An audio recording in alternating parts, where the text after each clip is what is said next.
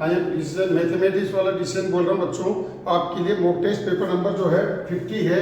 पहले अपन ने जो है 491 नंबर क्वेश्चन डाला था, बट वो 481 था। अब मॉक टेस्ट पेपर नंबर 50 है बच्चों, आपके लिए 491 नंबर का क्वेश्चन है। If A and B same order invertible matrix, क्या है, ए और बी दो मैट्रिक्स है। आप अपनी कॉपी में नोट करिए बच्चों, क्या ए और बी दो सेम ऑर्डर की इन्वर्टिबल मैट्रिक्स है और डिटरमिनेंट्स ए बी का इन्वर्स, ए बी का इन्वर्स बराबर 8 है और डिटरमिनेंट्स ए बराबर 2 है, तो बताइए डिटरमिनेंट्स बी की वैल्यू क्या होगी। क्या ए और बी दो सेम ऑर्डर की डिटरमिनेंट्स है, ए बी का इन्वर्स बराबर 8 है तथा डिटरमिनेंट्स ए बराबर 2 है, तो बताओ डिटरमिनेंट्स बी की वैल्यू क्या होगी।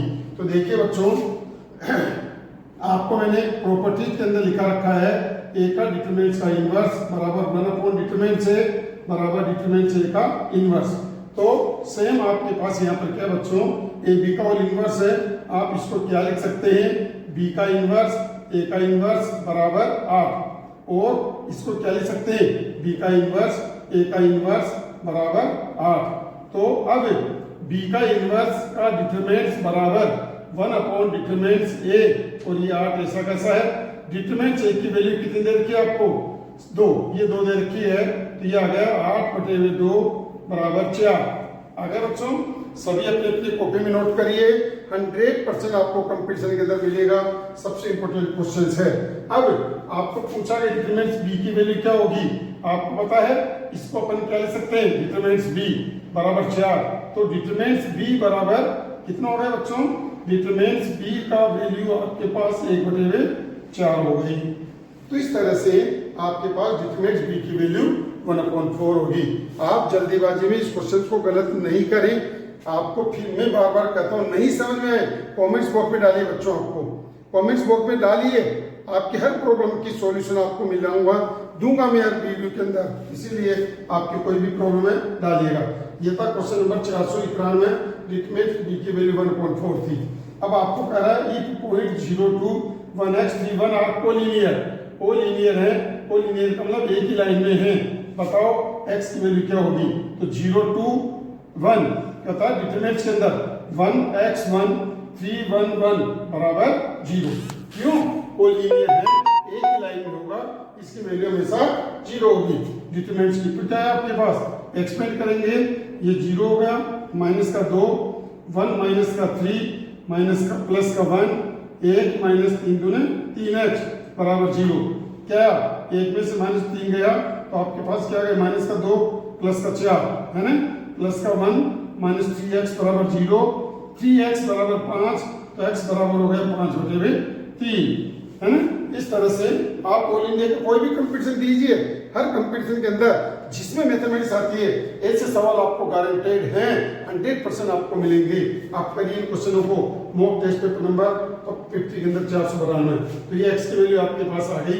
नेक्स्ट क्वेश्चन नंबर 493, 493 क्या होगी, आपको e की पावर x log 2 पता है, आप इसको क्या लिख सकते हैं, ये 2, जब तक बेस नहीं होता मैथमेटिक्स में, बेस हमेशा ई होता है, ई से लोग कटेगा, x की पावर क्या बनेगा, ये 2 की पावर x, क्या बना ये 2 की पावर x, प्लस ये पावर ऊपर जाएगी x की पावर 2, ये पावर ऊपर जाएगी 2 की पावर 2।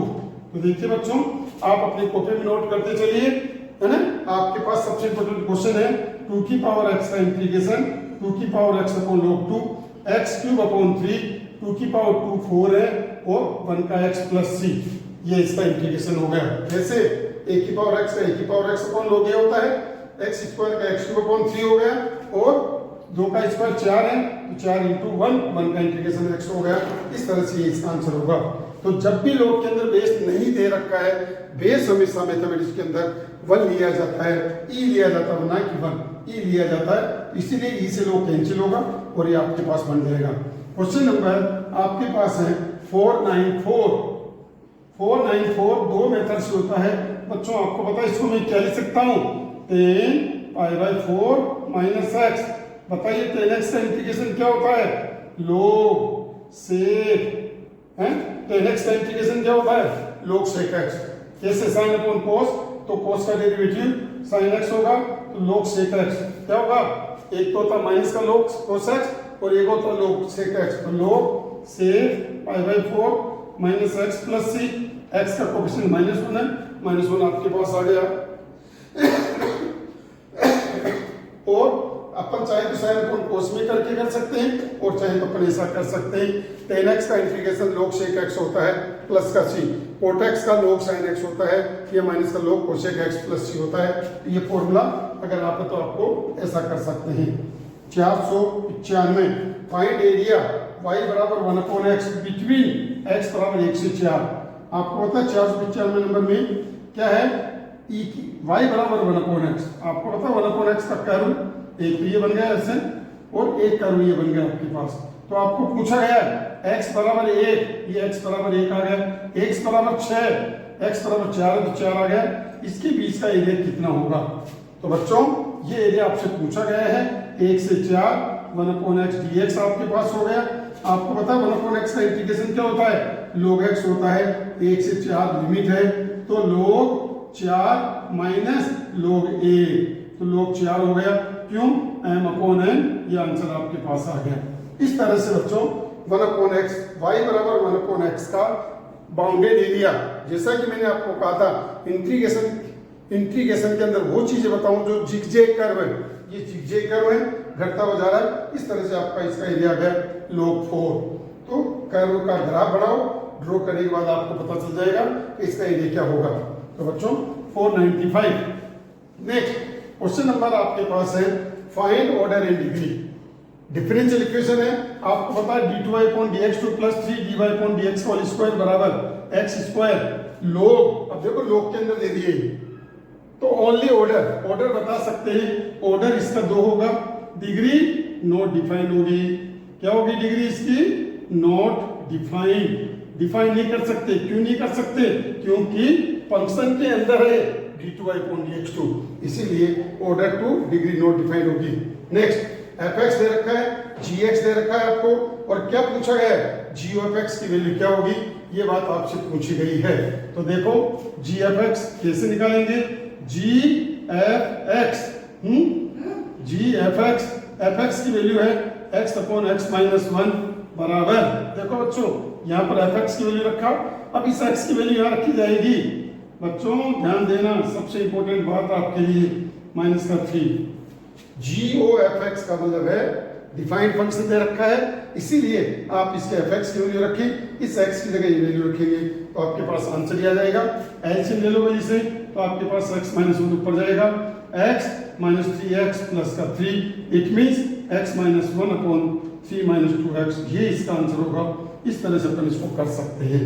नेक्स्ट 498 498 sin 3x का इंटीग्रेशन क्या होता है बच्चों, माइनस cos 3x लिमिट 0 से π/6 है ना।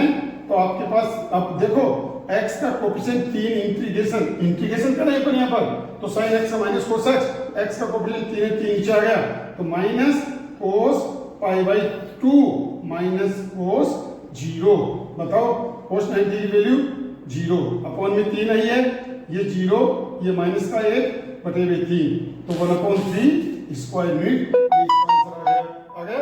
अब next right value a dot b cross है, ध्यान देना ये स्केलर ट्रिपल प्रोडक्ट होगा एक तरह से। अगर आपको a dot b cross a ज्ञात करना हो, चाहे वैल्यू कुछ भी दे रखी हो a और b की, आपके पास इसकी वैल्यू हमेशा क्या आएगी बच्चों, 0 आंसर आएगा, ना कि 0 वेक्टर, 0 आंसर आएगा। अगर दो कोई भी इक्वल हो गए तो उसकी वैल्यू हमेशा 0 आती है। नेक्स्ट इफ y बराबर e की पावर x प्लस e की power minus x, prove that y double dash बराबर y डैश। तो कैसे करेंगे, y का डेरिवेटिव क्या होगा, y डैश e की पावर x का e की पावर x माइनस e की पावर माइनस x। अब y डबल डैश e की पावर x का e की पावर x, फिर दोबारा किया e की पावर माइनस x का माइनस e की पावर x आ गया, पता आपको वापस वही चीज आ गई, इसलिए अपन इसको क्या लिख सकते हैं, y लिख सकते हैं। सो y डबल डैश बराबर क्या होगा, y, तो अपने को है y होगा, y डैश नहीं होगा, y वापस y तो आया है, y डैश तो ये रहा, वापस y आ गया, इसलिए y डबल डैश बराबर क्या हो गया, y। तो देखो बच्चों आप अपनी कॉपी में लिखिए y इज इक्वल टू ई की पावर x प्लस ई की पावर माइनस एक्स।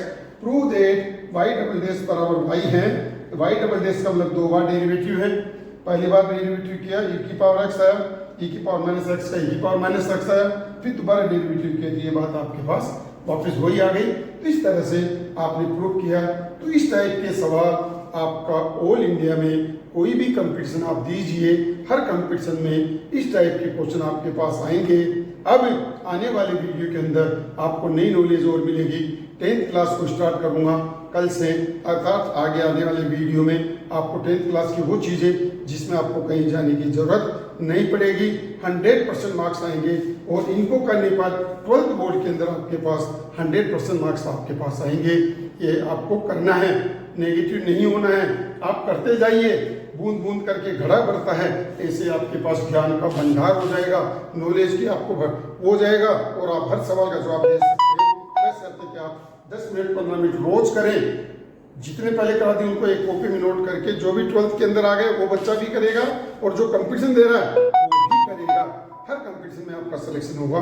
मैं बार बार आपको कह रहा हूँ, रिजल्ट इतने अच्छे आ रहे हैं, बच्चे बड़े खुश हैं, आप भी खुश होंगे अगर आप इन क्वेश्चनों को करते हैं। तो आप इनको लिखकर ज़्यादा से ज़्यादा करें और अपने दोस्तों, अपने फ्रेंड्स को भी सेंड करें।